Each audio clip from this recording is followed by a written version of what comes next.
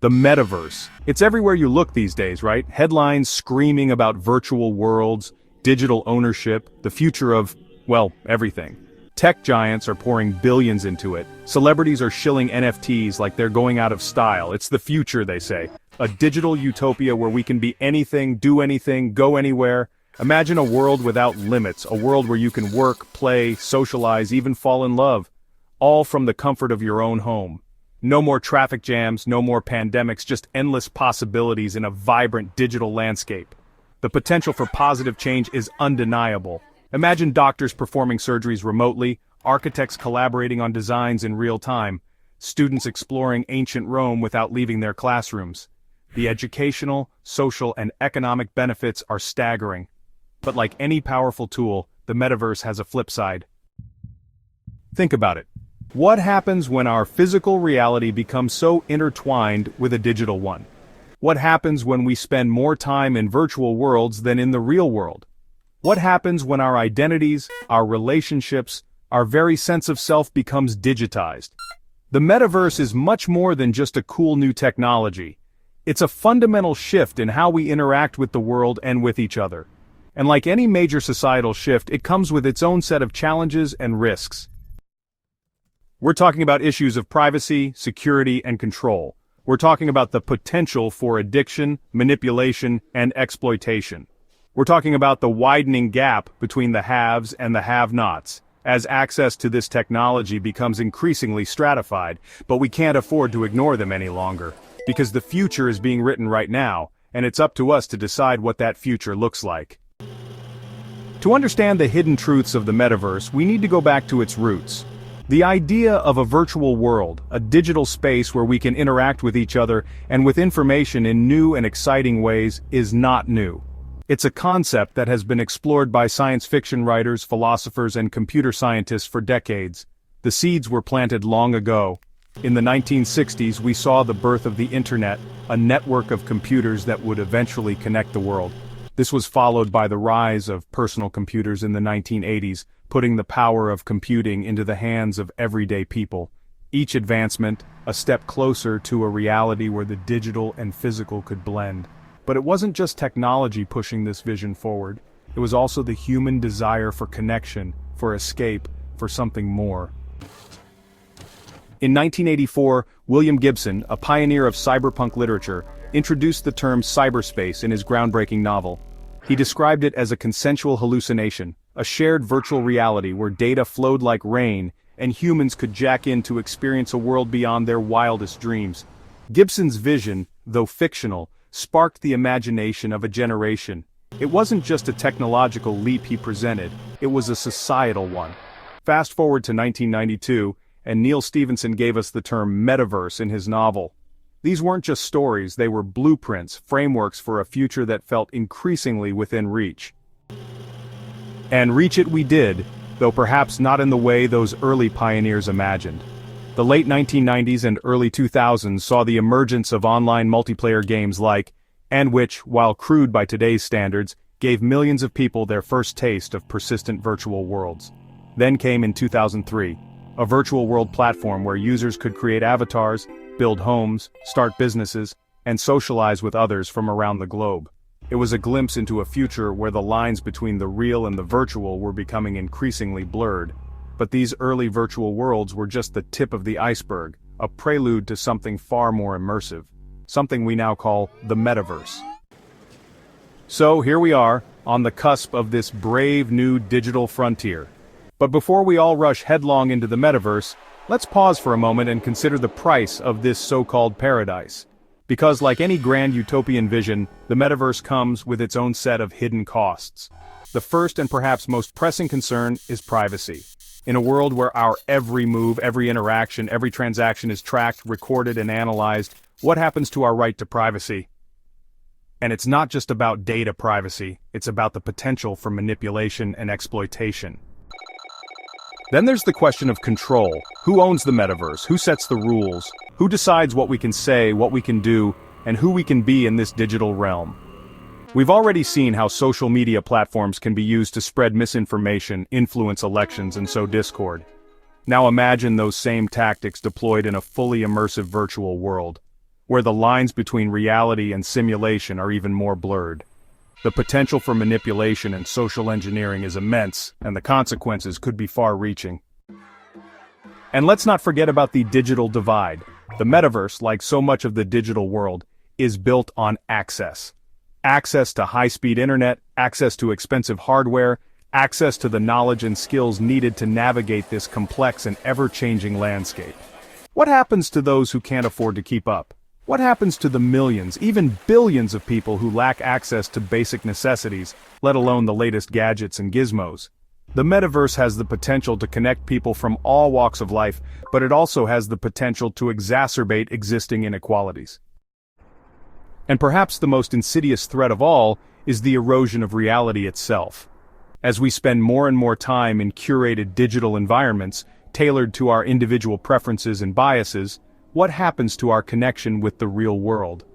The metaverse offers an escape from the challenges of the real world, but at what cost? The metaverse isn't just some far-off science fiction fantasy, it's a tidal wave of change that's already washing over us, reshaping the very fabric of society as we know it. For centuries, our lives have revolved around physical proximity. We live in communities, work in offices, and form relationships based on shared experiences in the real world. But the metaverse throws all of that into question. Imagine a world where you can attend a concert with friends scattered across the globe, all while sitting in your living room. Imagine working remotely for a company headquartered on another continent, collaborating with colleagues in real time as if you were all in the same room. These aren't just possibilities, they're rapidly becoming realities, but this newfound freedom comes with a cost. The metaverse also promises to revolutionize the way we work and play. Imagine attending a conference, not in some stuffy convention center, but in a virtual auditorium where you can network with people from all over the world, attend presentations, and even participate in interactive workshops, all without leaving your desk. Imagine learning a new skill, not by reading a textbook or watching a video, but by virtually stepping into the shoes of an expert and experiencing the task firsthand. These are just a few examples of how the metaverse could transform the way we learn, work, and interact with information. But this shift to a more virtual world also raises some important questions about the future of work. And then there's the metaverse economy, a dizzying world of virtual real estate, digital assets, and cryptocurrencies, all built on the promise of a decentralized, user-owned internet. Proponents argue that this new economic model will empower individuals, break down traditional power structures, and create unprecedented opportunities for wealth creation. And there's no denying that there's a lot of money pouring into the metaverse. Virtual land is being sold for millions of dollars, digital art is fetching astronomical prices, and everyone from celebrities to tech giants is trying to get in on the action. But is this sustainable? Or are we witnessing a speculative bubble of epic proportions, fueled by hype and FOMO, fear of missing out? Will the metaverse economy follow a similar trajectory, or is this time truly different? The metaverse has the potential to connect people from all over the world, to break down barriers of distance, language, and culture, and to create a truly global community. But it also has the potential to erode our sense of place, to blur the lines between reality and virtuality, and to create new forms of inequality and division. In a world where we can be anything we want to be, go anywhere we want to go, and experience anything we can imagine, what happens to our sense of self? These are not easy questions, but they are questions that we must ask ourselves as we stand on the brink of this new digital frontier. The metaverse is coming, whether we like it or not. The question is, what kind of metaverse will we create? We've uncovered some uncomfortable truths about the metaverse, haven't we? The potential for exploitation, the erosion of privacy, the widening digital divide. These are not exactly selling points, are they? So, why aren't we hearing more about these issues? Why is the mainstream conversation about the metaverse so relentlessly positive, so full of hype and utopian promises? Well, for one thing, there's a lot of money at stake. Tech giants are pouring billions of dollars into developing the metaverse, and they're not going to fund research or reporting that could jeopardize their investments. They control the platforms where we get our information, and they have a vested interest in shaping the narrative to their advantage. How often do you see critical reporting about the metaverse on major news networks or websites? How often do you hear tech CEOs discussing the potential downsides of this technology? It's a deliberate strategy to control the message, to downplay the risks, and to keep the public excited about the shiny new future they're building. But it's not just about corporate censorship. It's also about the way information is filtered and presented to us in the digital age. We live in a world of personalized news feeds, curated content, and algorithmic echo chambers. The algorithms that control these platforms are designed to show us what they think we want to see, not necessarily what we need to see. And what we want to see, more often than not, is information that confirms our existing beliefs and biases. So, if we're constantly being bombarded with positive stories about the metaverse, if everyone in our social circles seems to be excited about it, if the only dissenting voices we encounter are labeled as conspiracy theorists or Luddites, it's easy to dismiss the risks and embrace the hype.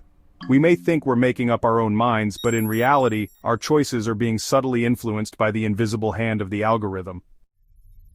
This creates a dangerous feedback loop, an echo chamber where critical thinking goes to die. When we're only exposed to one side of the story, when all of our sources of information are telling us the same thing, it becomes increasingly difficult to question the narrative, even when we have a gut feeling that something isn't quite right. And that's exactly what the powers that be are counting on. They know that if they can control the information flow, they can control the narrative. And if they can control the narrative, they can control us. They can convince us to embrace technologies that may not be in our best interests, to surrender our privacy in exchange for convenience, to hand over control of our lives to algorithms and corporations. But we don't have to let them. We can choose to break free from the echo chamber, to seek out alternative perspectives, to engage in critical thinking and reasoned debate.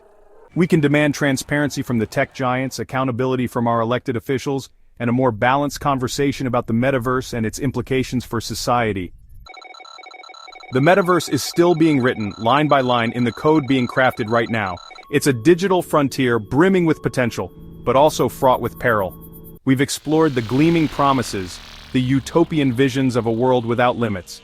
But we've also ventured into the shadows, shining a light on the uncomfortable truths that many would rather keep hidden. The erosion of privacy, the widening digital divide, the potential for manipulation and exploitation. These are not just abstract concerns. They're real threats that we must confront head-on. We can't afford to be passive consumers in this digital revolution. We can't simply accept the narratives being fed to us by those who stand to profit from our ignorance. The future is not predetermined, it's a choice. A choice between surrendering our agency to algorithms and corporations, or demanding a say in how this technology is developed and deployed. It's a choice between becoming slaves to a digital dystopia, or shaping a future where technology empowers us, connects us, and enhances our humanity. So I ask you, what future will you choose?